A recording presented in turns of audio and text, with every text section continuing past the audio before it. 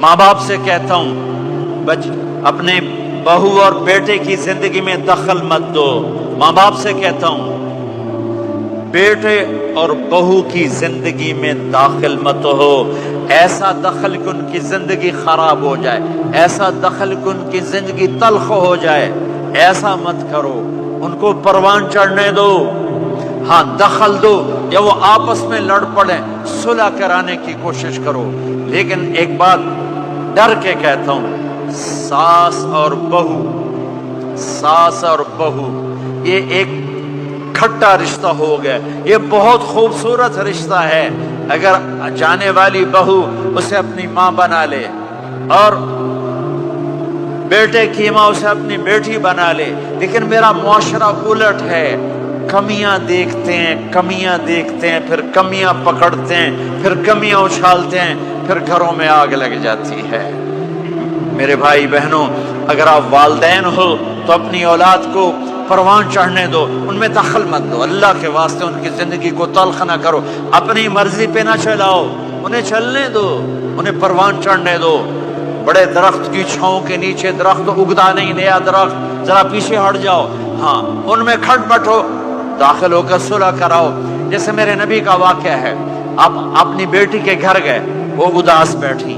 آپ نے کہا کیا ہوا؟ کہا میرا اور علی کا جھگڑا ہو گیا. آپ نے کہا علی کدھر ہے؟ کہا باہر نکل گئے.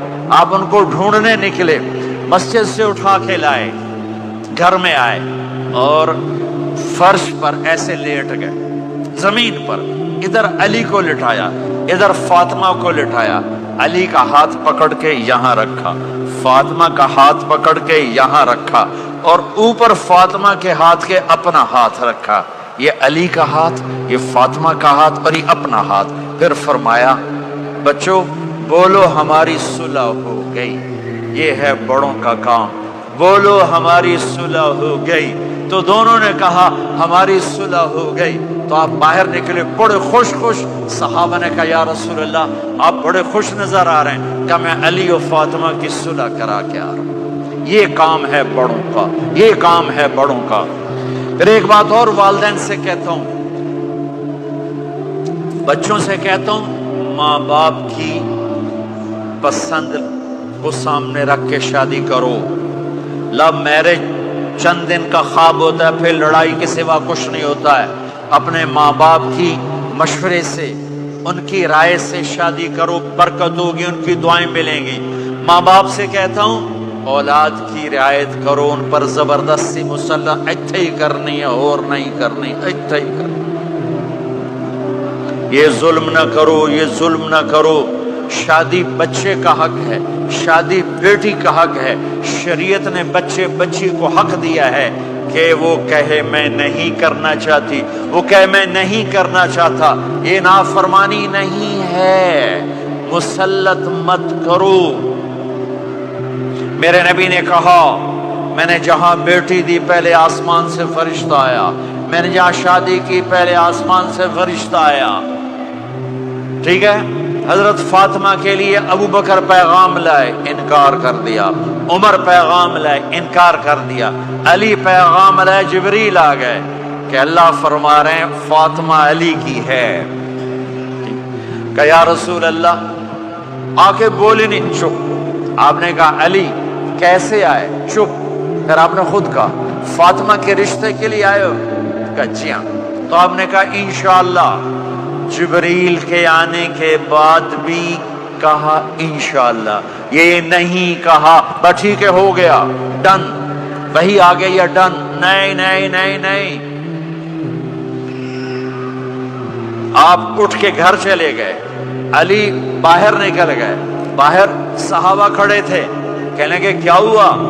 علی کہنے لگے انکار ہو گیا. وہ کہنے لگے کیسے؟ کہ کچھ کہا ہی نہیں. عبد الرحمن بن عوف کہنے لگے کچھ کہا تھا؟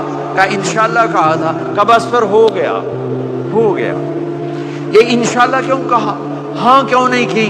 آپ گھر گئے، کس کو بلا رہے ہیں؟ فاطمہ. کون؟ جنت کی عورتوں کی سردار، حسن حسین کی ماں. جنت میں نور کی چمک اٹھے گی. جنتی پوچھیں گے یہ نور کیسا ہے؟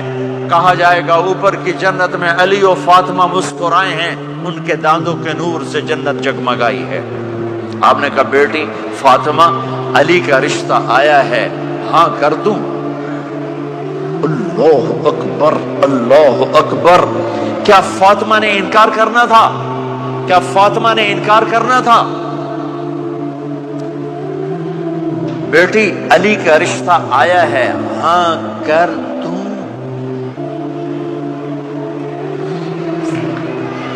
بیٹی فاطمہ ہو، رشتہ علی کا آیا ہو، اوپر سے جبریل آ چکا ہو، باپ محمد مصطفیٰ صلی اللہ علیہ وسلم ہوں، اور پھر وہ جا کے پوچھیں ہاں کر دوں؟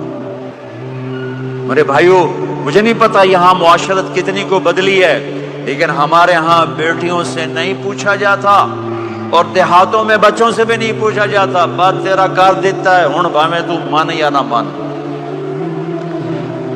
تمہاری بیٹی کا حق ہے کہ وہ کہے میں کروں گی، میں نہیں کروں گی۔ تمہارے بیٹے کا حق ہے وہ کہے میں کرتا ہوں، میں نہیں کرتا۔